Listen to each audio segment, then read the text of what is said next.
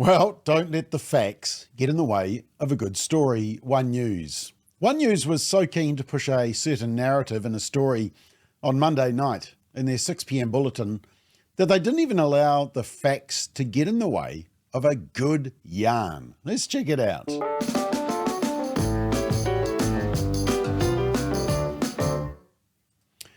So One News used this story last night on the job seeker benefit numbers rising. And look, let's be quite honest, it's a tough job market.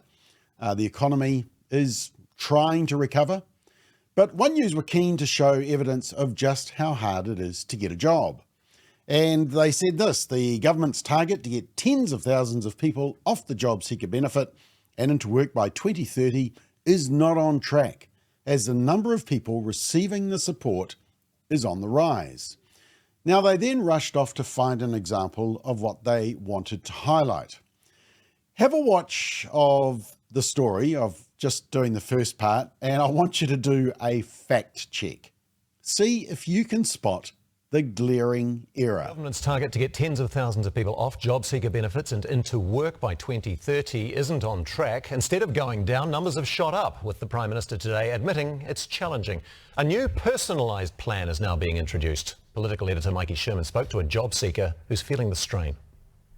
All dressed up in high-vis with nowhere to go, former truck driver Susie Fairbairn has spent most of this year looking for work. I just haven't been able to get anything for 9 months, and I've never experienced anything like that in my career ever.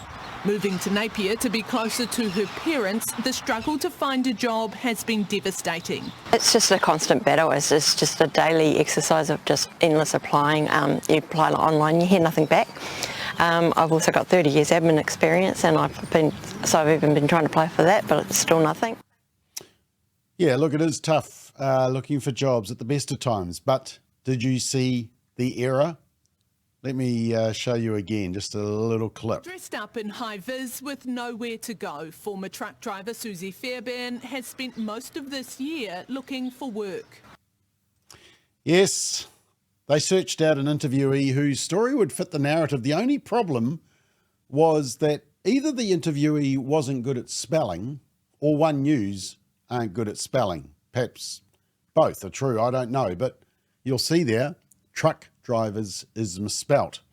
And because of that, there are no jobs for truck drivers. You probably won't be surprised at that. Now, the interesting thing is that the search engine actually hints that because there were no results, perhaps the person should check their spelling. But even that massive hint didn't help our eager One News reporter, who just wanted to see that imagery. Sorry, no jobs.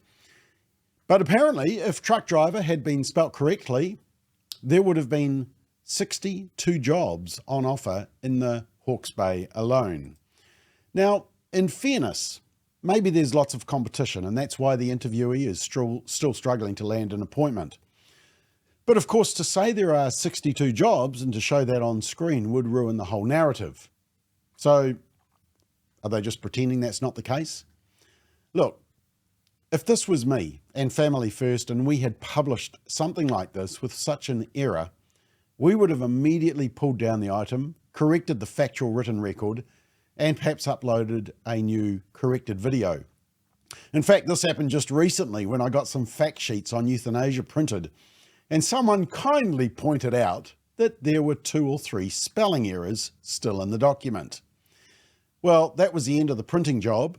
We immediately pulled down the online version and uploaded a new corrected one.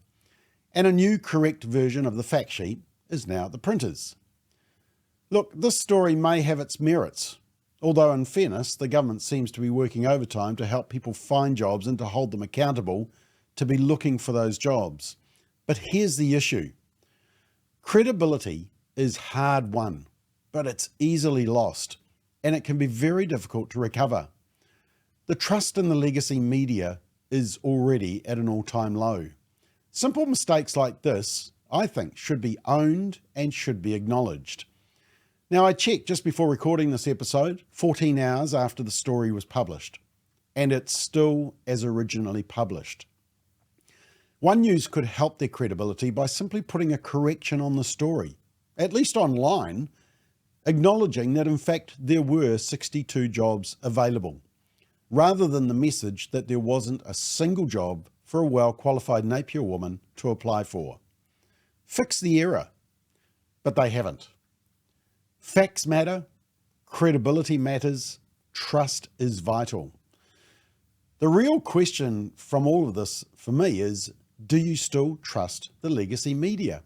Is this an example, a glaring example, just the tip of the iceberg, or is it just a really silly mistake by a super busy reporter who doesn't have time to check all the details? I'm keen to hear your thoughts.